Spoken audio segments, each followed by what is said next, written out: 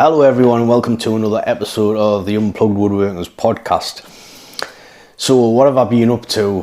For those of you that follow us on Instagram and or Facebook, you'll know I've been carrying on building the sawhorse workbench. So it is taking us quite a lot of time, although it shouldn't take us a lot of time, but in my defense I am kind of building on the fly, so I'm kind of deliberately taking my time now and trying to think things through a lot. Obviously, if I kind of get an idea, I'm trying not to go full steam ahead with it in case that idea doesn't kind of pan out. So yeah, I have like slowed down a little bit. To be honest, I was actually hoping to get it finished for today, but it decided to start raining. I think it started raining maybe 11:30 today, so I went out, I met a friend, and by the time I got back, it was like late morning. It started raining, and it carried on raining, and I didn't really want to get all my tools wet and rusty, so I ended up going out and doing the rear brakes on my car instead. So I got wet either way, but so unfortunately didn't get it finished today. I'm getting quite anxious to get it finished because there's a lot of ideas that are popping out, and I want to experiment with it basically, because there's quite a lot to experiment with. I mean, just the other day, I'll put a picture on the screen if you just didn't see it on Facebook or Instagram. Just where I had the two sawhorses, and I was end planing the bench top as it happens, and it worked out really nicely. And I think a lot of people were interested in that. Excuse me. It perked up some people's interests. I mean, since I started building it, I did have a few people interested, and then I completed one of the sawhorses. I got a little bit more traction, and then obviously I was using the two of them in conjunction, and it has piqued a lot of people's interest. So I have had quite a lot of interest. I've had a few people messages and stuff. So as I said, I probably am going to do some free plans, but I'm still humming and hawing about the dog holes. But I am going to talk about this today.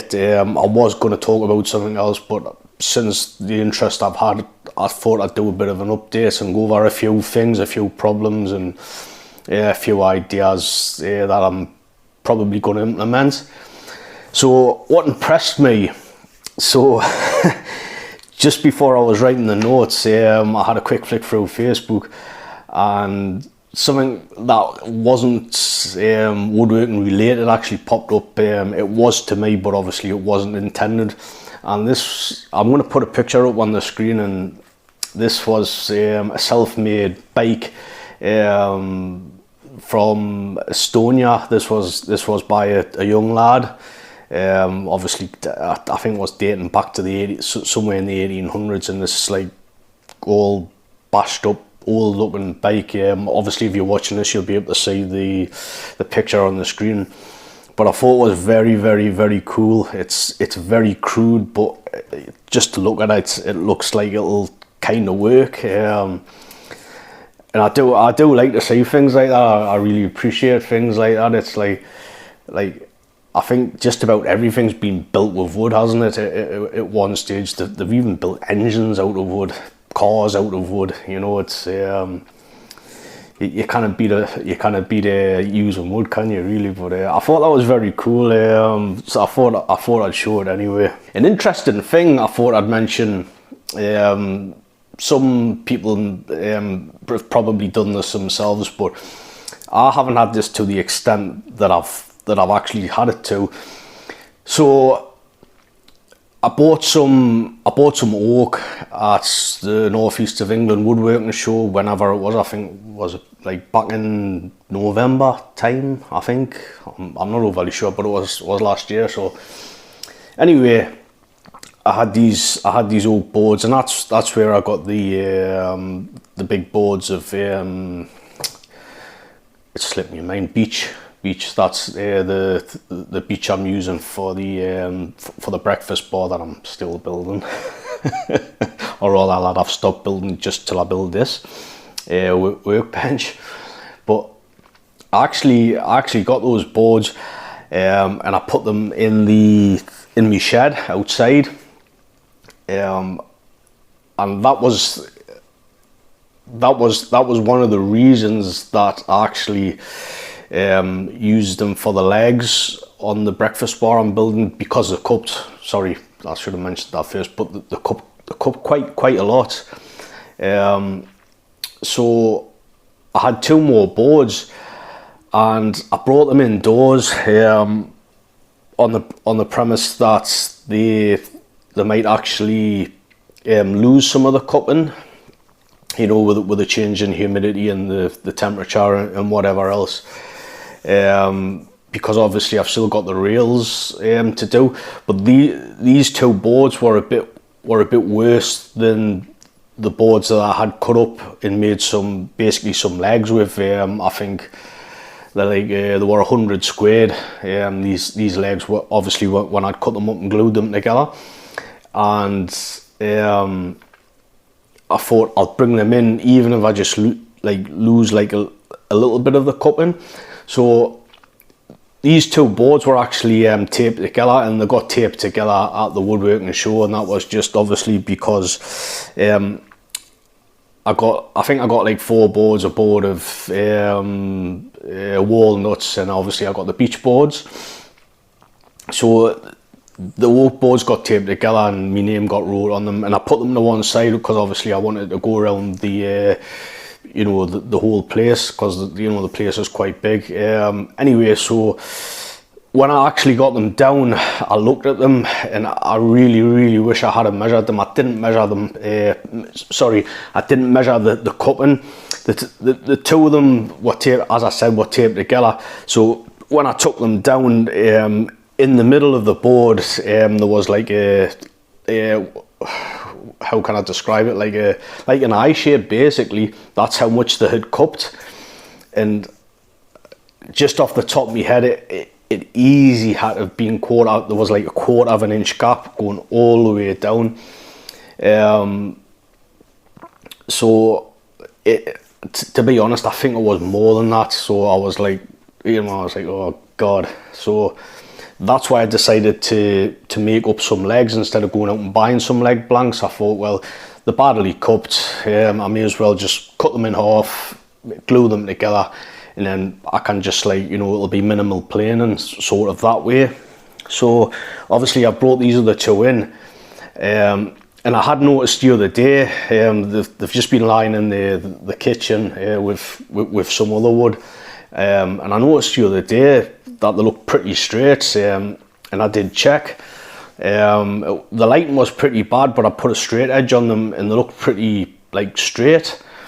So I thought, wow, it's really good, that.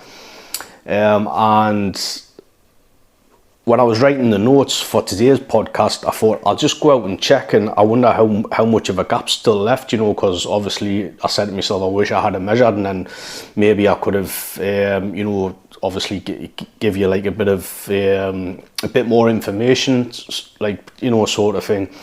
So as I said, I went back out there now, and the 2 boards are completely mating. It's absolutely crazy how much they've moved.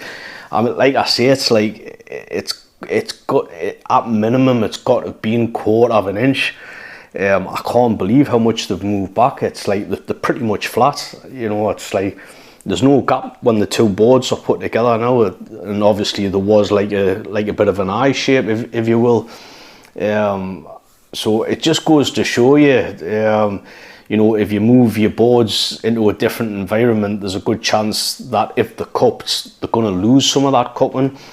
I've never known it to move as much as what it has, but in all fairness, they have sat there for a bit indoors, but I'm really happy about that, to be honest.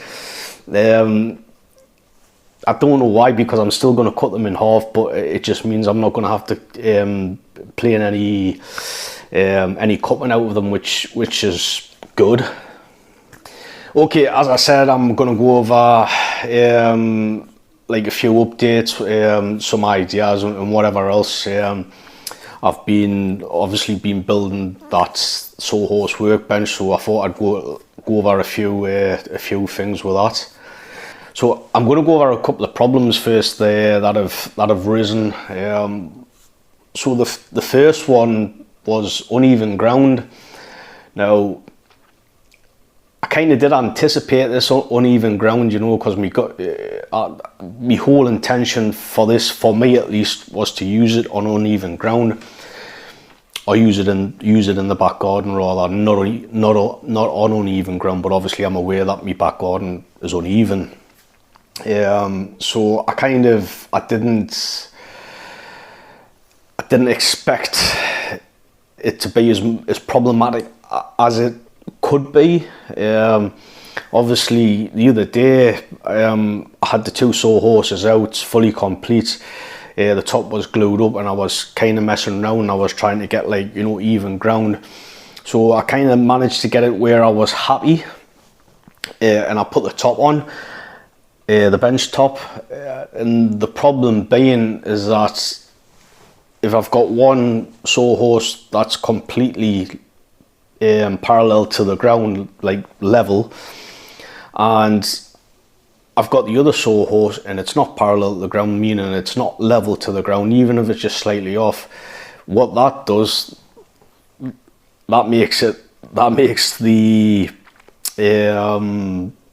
bench top rock, which I found out. So that's, for me at least, that's a little bit problematic. What this is going to do, thinking about it like right now, what this is going to do, it's going to make us not want to use it, or not want to use the bench top, unless I find like a reasonable area in the garden where I can say, right, put it there and I'm going to get reasonable results. Failing that, it would be putting some ply down, but at the same time I don't want to be putting ply down in the same area. It's going to damage the grass, and basically the grass isn't going to get, it's not going to get enough sunlight. Basically, it's going to start dying, and I don't want to have like a patchy garden, which I kind of already have at the moment, because of where I've been using the room and workbench. But with the room and workbench, I do try to shift it about, but I'm not going to be able to do that with the sawhorse workbench. Obviously, with the Roman workbench, it's only 4 legs, and I get away with quite a lot. You know, where I place it, you know, it's not too bad to find a usable area. But I'm not going to have the same luck with the sawhorse workbench, because I'm having to deal with 8 legs, plus obviously connecting them as well. That's something I didn't really anticipate. To the degree that I found out the other day. So I did actually have it set up on my decking, which obviously worked like a load better. But I don't particularly want it on the decking. I do actually, my decking's looking a bit old and weary, so I was actually thinking about like kind of refurbing it, giving it a new, you know, clean it down and maybe paint it, or use some I forget the name of it. There's some natural chemical, some natural acid you can use. I forget the name of it now, but it's not dangerous, and it's not bad for the environment. I think it's some sort of acid that's found in fruits. I forget the name of it now, but apparently when you use this on the wood, it brings you like the well-add look out of it, and it gives it like a new look, you know, from the day you installed it, type of thing. Because I don't really want to start painting it and stuff, but So I didn't want to start woodworking on there. Another thing is that it's a raised deck, and if I'm going to start like mortising, doing mortise holes, you know, in legs and stuff, which I do need to do for this breakfast bar, I don't really want to be doing it on there because it's just going to make a hell of a racket. And obviously the underside, it's all boxed in, so it's just going to amplify the sound, and it's just going to make it like really echoey and loud, and I don't really want to do that.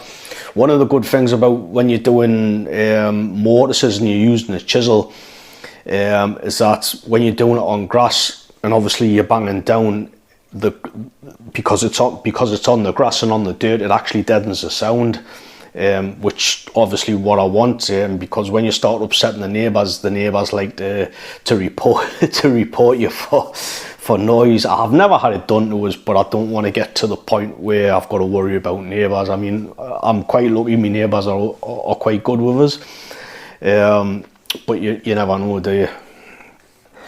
Another one of the problems was that when I was edge planing, I did actually try a board first before I tried the bench top. So when I tried the bench top, it wasn't an issue because there's a lot of weight in the bench top itself, so the sawhorses weren't going anywhere. However, when I used the board, when you're using force and you're pushing forward with a plane, what the sawhorses, because they're not fixed together, they wanted to tip.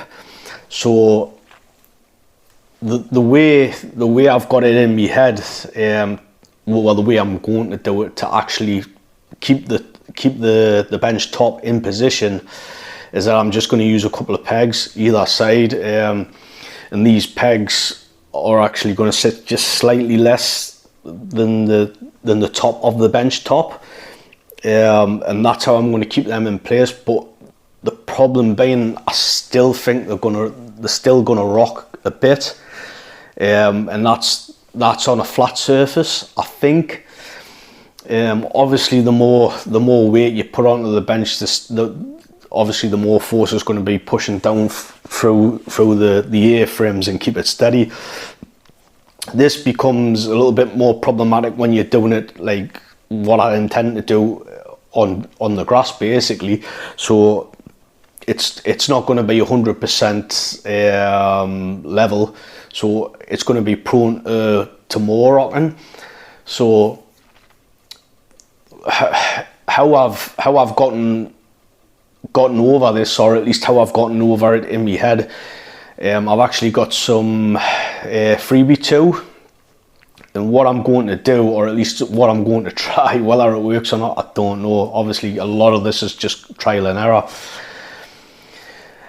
The side that I'm going to be using, the side with a ply on the A-frame section, I'm actually going to rest it on the 2 stretchers, and I'm actually going to drill 4 holes. In the 4 holes, there's going to be a hole in each leg, and basically I'm just going to put some pegs in it, 4 pegs. So what I've got in my head is that the pegs are going to stop the sawhorses from tipping.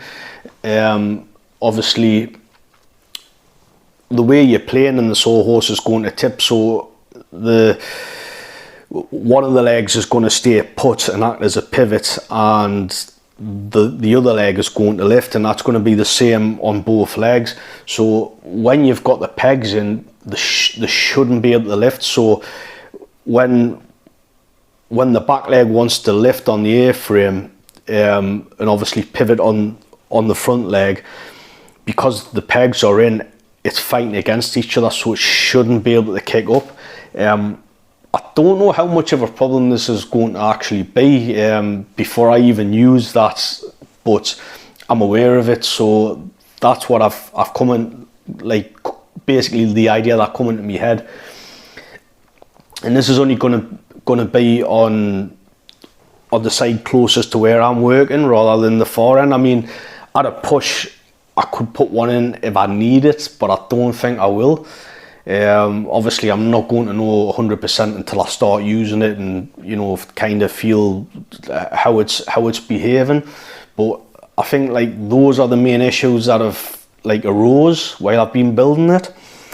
When I was building it, the angles that I've used for the legs, I've used like a 15 degree from your square. Basically, if you've got a right angle, it doesn't matter which way you look at it.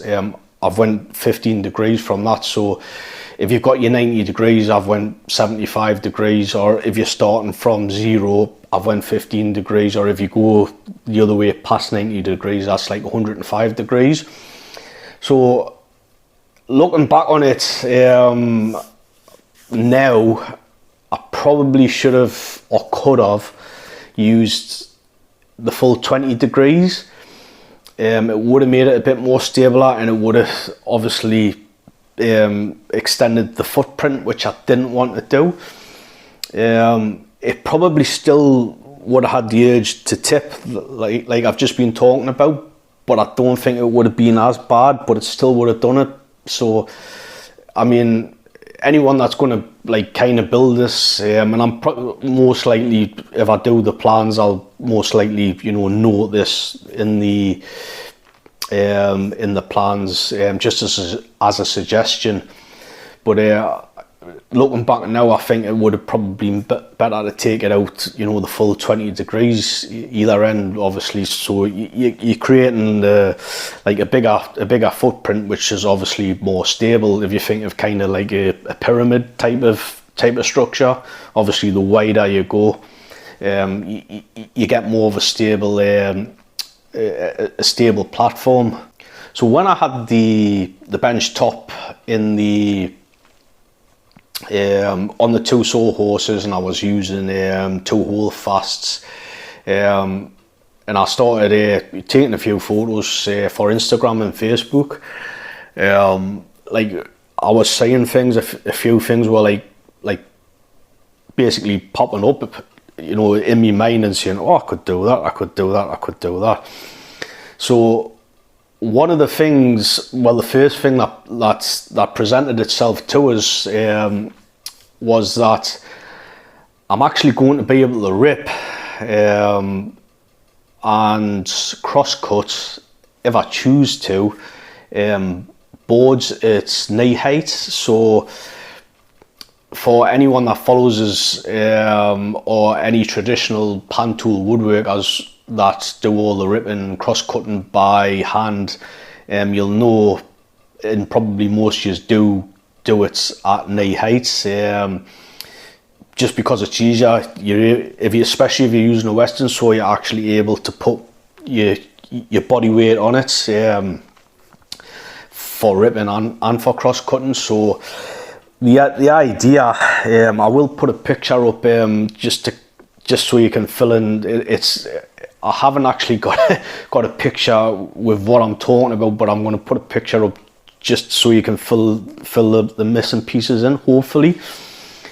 So on the 2 sawhorses, and at the end, the A-frame section, it had 2 holdfasts sticking out. So I was kind of looking at them, and I thought to myself, that's like a ledge, and where they were positioned was like, it was like bang on at me knee height.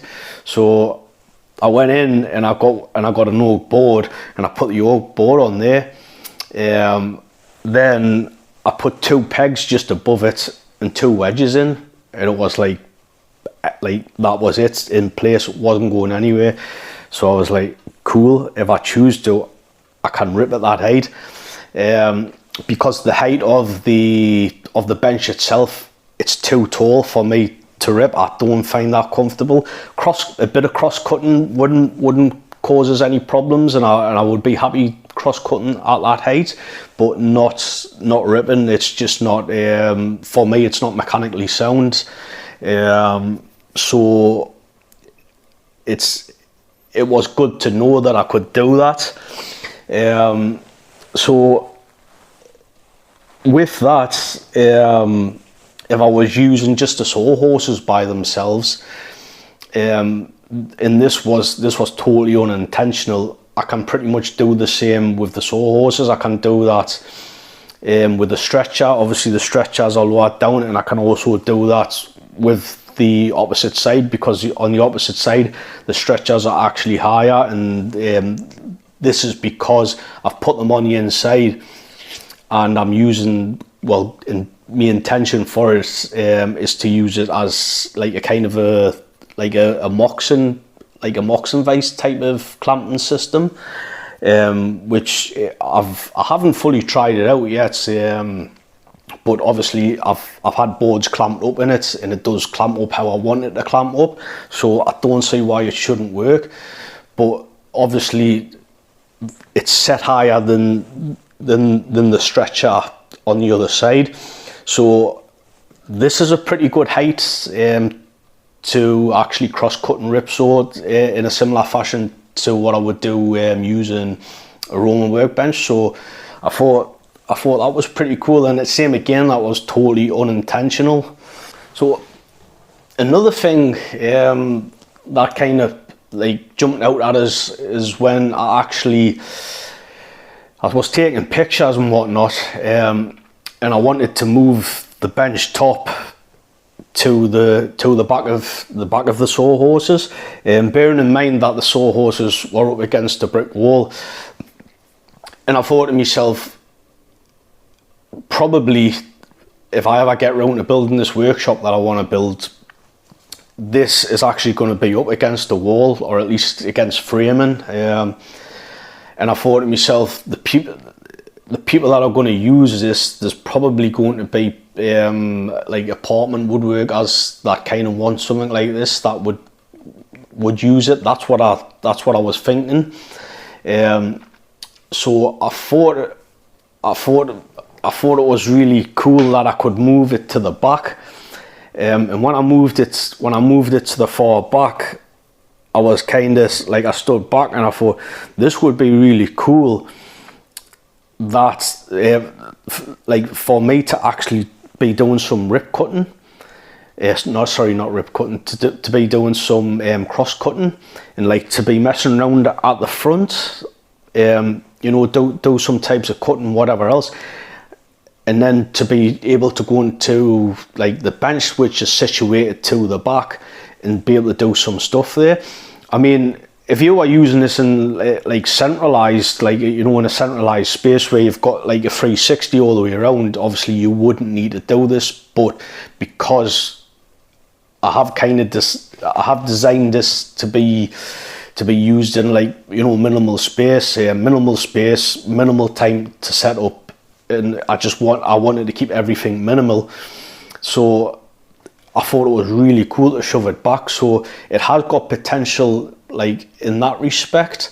And to be honest, I could actually see myself using it in that way. So one of the things I'm going to do, even if it doesn't work out as well as I kind of got, like, you know, got it in my head, even if I don't like kind of like move the bench back a lot, I think I'm actually gonna, when I get everything like lined up, bore the holes for, you know, to fix it in position, I'm gonna make sure that it actually sits at the other end, so, you know, I can basically lift it up, pop the pins out and move it over the other end, and it'll reposition itself. And obviously with the two pegs being in, it's obviously going to stop the sawhorses from moving.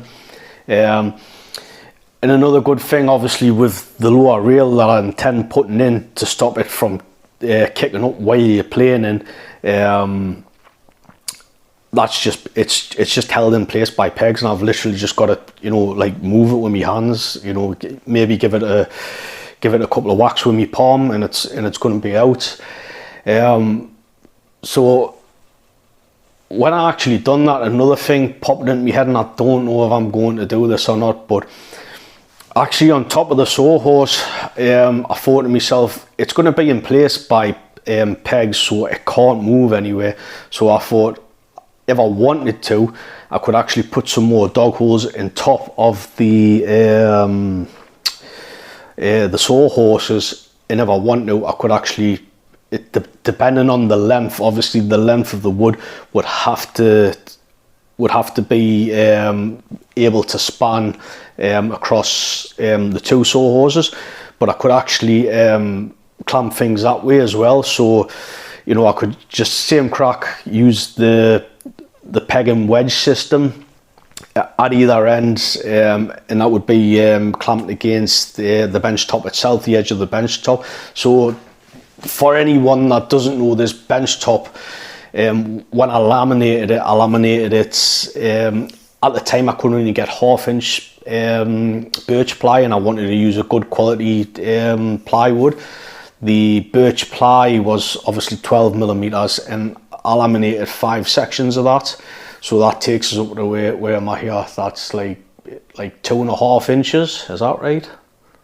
Yeah, 2.5 inches. So it's got like 2.5 inches, you know, of clamping face. So off the top of my head, I can't really think of anything where I would be beneficial. But as I said, it was something that popped up in my mind and thought, if I ever want to, I can do that. But I'm not totally sure whether I'm going to, you know, take the time to drill more holes. I don't know.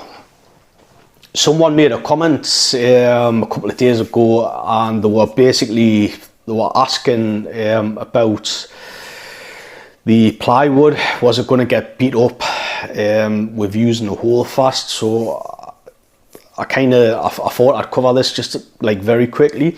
So for anyone that doesn't know, when you are using hole fast, the hole fast kind of, the way it works is that when you apply the pressure, let's just say in a 3/4 inch hole, which is quite common, the straight portion, the portion that goes through the bench of the hole fast, actually wedges itself in, and that's how it works. So it wedges itself in, and it creates a bit of an angle, and it's wedged in. So to get it back out, you've actually got to hit the back of the hole fast, or sometimes what I do, I'll hit the underside of it, just to take the wedge in, like the way it's wedged, you know, to put it back to vertical to the hole again and pull it out. So the more material you've got, I mean, like anything from like 2.5, 3 inches, 4 inches works quite well with these. Where it starts to become problematic is when you're starting to use like thin pieces, because obviously it hasn't got enough meat to actually wedge itself. So I've used like 2 pieces of 12mm. I've laminated them together, and I'm actually just getting away with it. So obviously I forget the name of the guy, but he was basically saying, oh, they're going to get beat up, and I basically said, well, not necessarily beat up, but they will become slacker. And even in me oak room and workbench, you know, some of the holes that I use on a regular basis do become slack, but obviously the hole fast still works. But that is one of the concerns that I have started to think about. And what I think I may do, I may actually just cut a strip of 12mm and actually put the 12mm, glue it onto the inside of the A-frame to the inside of the ply, and this is going to give us an extra 1/2 inch. You know, I could even go maybe like, you know, an extra inch in general, instead of the 1/2 inch. So I might even do that and just run the strip up just to center holes. While I'm at it, I did actually drill like quite a few holes in the first sawhorse. That was just like kind of, it goes against what I advise actually, because I always say to people, like, kind of don't, you know, if you're not sure what you're doing, drill the holes as you need them. But I think why I went gung-ho with it was because I knew it was just going to be a faff on if I was going to drill them while it was in place, because I would have blowout on the inside, and obviously with it being ply, sometimes it can be, like, you know, quite bad. So that's probably, thinking back on it, that's probably the reason why I'd done it. But I drilled, like, you know, a load of holes, and I don't really think I needed to drill as many as I did. On the second sawhorse, I didn't drill as many holes. So as I said, that's probably the reason why I only want to take the center ones. You know, just with clamping that up the other day, I'm thinking to myself, that might be all I kind of use, or use more of the centre holes. Something else that I noticed, because I'm not used to it, and it was so nice, is that when I did actually have the bench top on top of the sawhorses, I had like an extra strip of ply, 12mm ply that was left over, and I'm probably going to keep this and use this as a shelf. But it was so nice to be able to have like the extra space to put my tools. It was so nice. Obviously, another unintentional thing with the sawhorses as well is that obviously I did have the bottom stretchers. I did have that lined up like for a bit of a shelf should I need it, but the outside stretchers, which are higher up and obviously going to be used as a clamping system, you can actually do the same thing there as well. So if you wanted to, you could actually literally put 2 shelves on. Another thing which was unintentional as well, where I've actually put the lip to use for edge planing, if you're going to use one of the sawhorses by itself, same again, that's going to kind of act as like a shelf. Obviously you're going to have to get the right size ply for that. I think it would maybe have to be dedicated, but I thought that was quite good, because you could actually be putting components or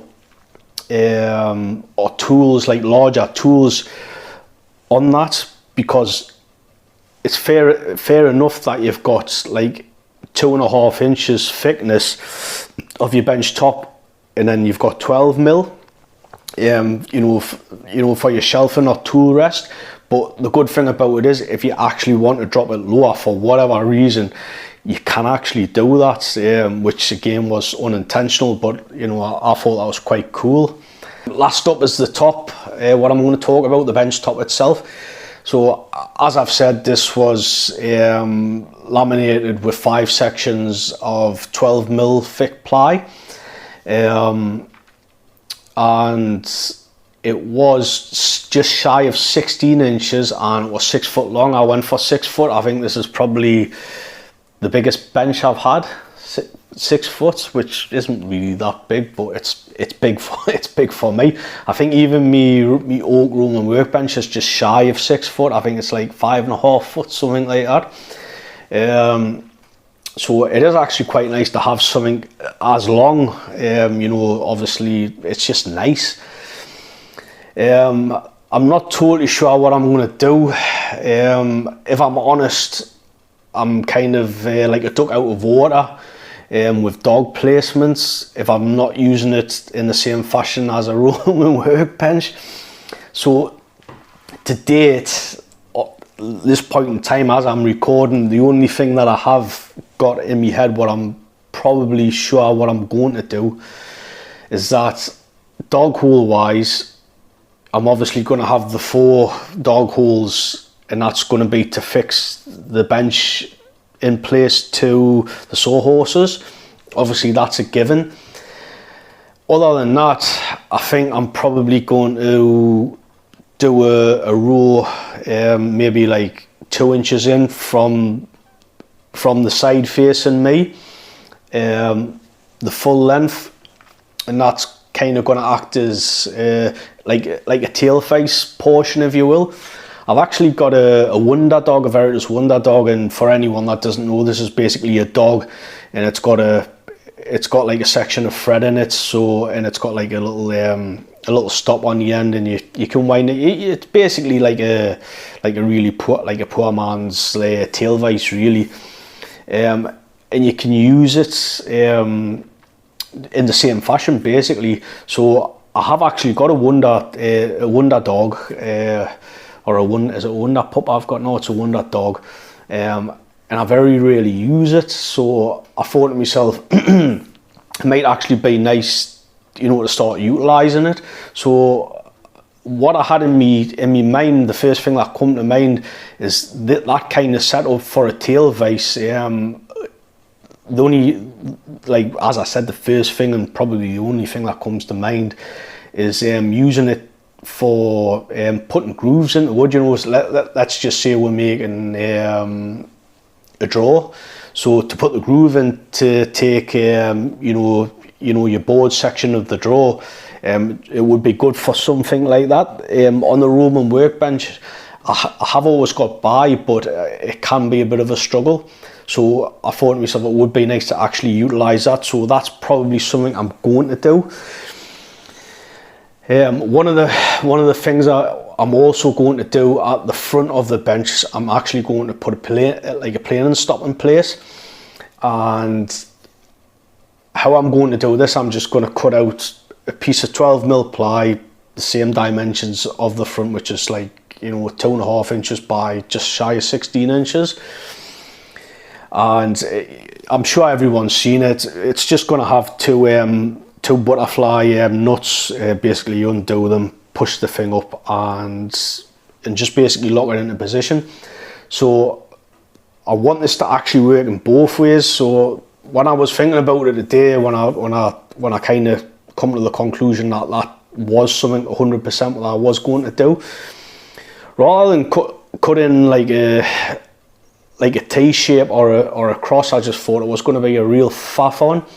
So what dawned on us, obviously I'm going to have to have a little experiment with this. What dawned on us was that with the wing nut washers, with the wing nuts, the wing nuts, I'm going to be using washers, and the washers are quite large. So what that's going to enable me to do is actually drill quite a large hole. So the reason for us drilling the large hole, let's just say I've got, I don't know, maybe I'm gonna drill a hole of 3/4 of an inch. So I've got like 3/4 of an inch play, minus the bolt, which let's just say it's going to be what, maybe 1/4 of an inch. So that's going to give us 1/2 inch play in all directions. So it's, obviously I'm not going to need it underneath the bench, but I'm going to be able to move it 1/2 inch up, 1/2 inch to the left and 1/2 inch to the right. So again, I'm probably not going to need it to the left, but to the right, obviously that's going to act as a side planing stop, which I probably will use. So I thought that was like a quick and easy like thing. I've never seen that done before. Somebody might have done it, but it just popped into my mind, and I thought it's a lot less faff on than, like, you know, cutting either across or doing like a T shape, which you would have to do. I just thought it was nice. And I'm basically just going to drill a couple of holes into the bench top, and I'm just going to glue them into position. I've actually run out of epoxy. I haven't got no epoxy. I don't think I'm going to buy any epoxy, but I have got some of the I forget the name of it now. It's like it's Gorilla Glue, and it's for bonding different materials. I think you can bond brick with it, and bond metal to metal and metal to wood and so on. But if I remember correctly, because I haven't even used this stuff, I've got a bottle of it and it's just laid there and I haven't used it for anything. But from what I can remember, you've actually got to spray water in it to activate it. So I'm gonna have a go at that and see how that holds up. Failing that, obviously I'm just going to use some epoxy, but I'm going to give that a go. So I think that's probably all I can like comment on the bench top, because I really don't know where I'm going to put the dogs. I mean, when I first thought about it, I was going to kind of like put the dogs in a similar formation to a Roman workbench, for the sole purpose that if I didn't like how things were like working out, I could literally turn it into a Roman workbench. I probably still could do that, even if I don't put the holes in that way. I probably could still work around it somehow.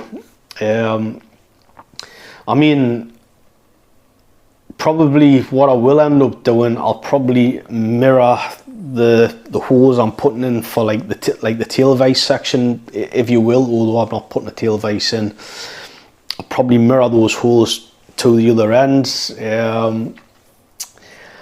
Center wise, I may put a couple in, and I think most likely I'm just gonna kind of put them in as I need them. I think that's probably going to be the safest bet, and it's not going to be too much hassle. It's going to be less hassle than doing it on the A-frames.